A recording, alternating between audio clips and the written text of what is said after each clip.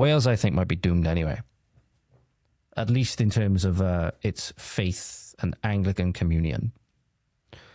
So the last thing to touch on today that really encapsulates how much of an embarrassment Wales is on the international stage at the moment. Everything, worst performing NHS, some of the most draconian speech laws, you know, prosperity, you know, all-time low in many instances, you know, relative to history, obviously. You now have an archbishop, quote unquote, of the Anglican communion in Wales. Lesbian Cherry Van has been appointed as the first female and openly gay Archbishop of Wales in the Anglican communion. Now, let me just tell you, ladies and gentlemen, if you walk into a church and you see this, if you walk into a church and you see something like this, get up and leave the church.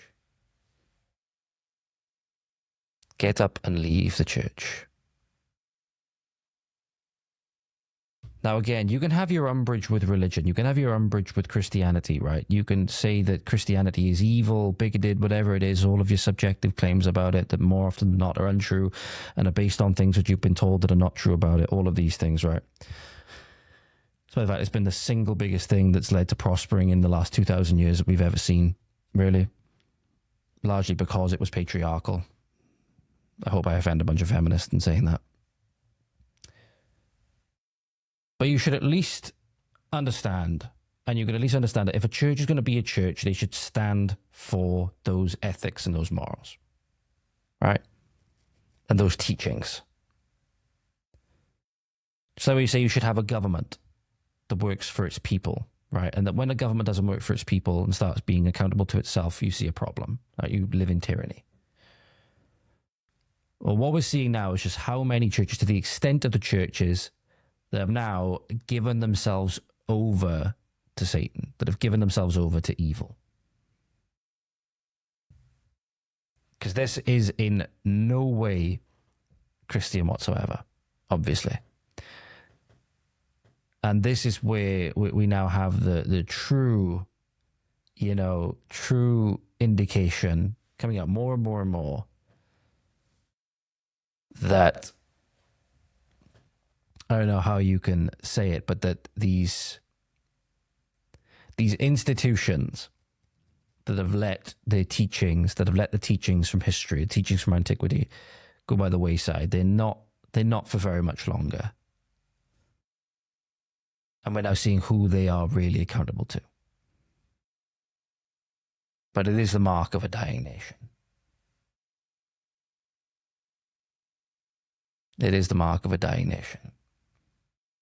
And as you said about this, I was like, great to see that my beloved country is being made a mockery on the world stage yet again. Thing is, this ends when we say it does, and by doing what is required. I just don't think people are going to allow themselves to do what is required. I think there's going to be two things.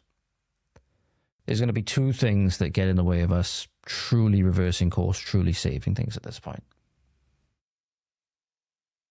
Pride and ignorance.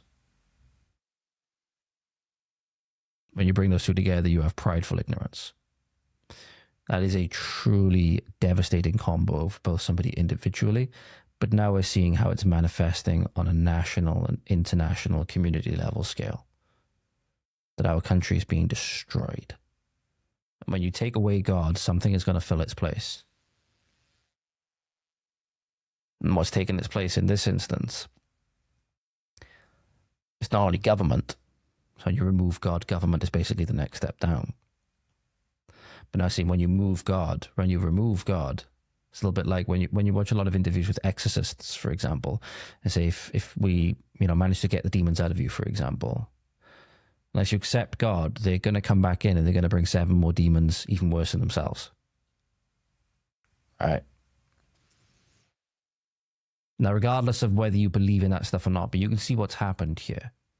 We've removed God. So now what have we allowed in? We thought God was evil. Woe to those who call good evil and evil good. We call God evil and we removed him. At least in terms of the prominence that we gave him, at least in terms of not loving him and not worshipping him and things like this, right? We removed him. Now what's taken his place? Something a hell of a lot worse.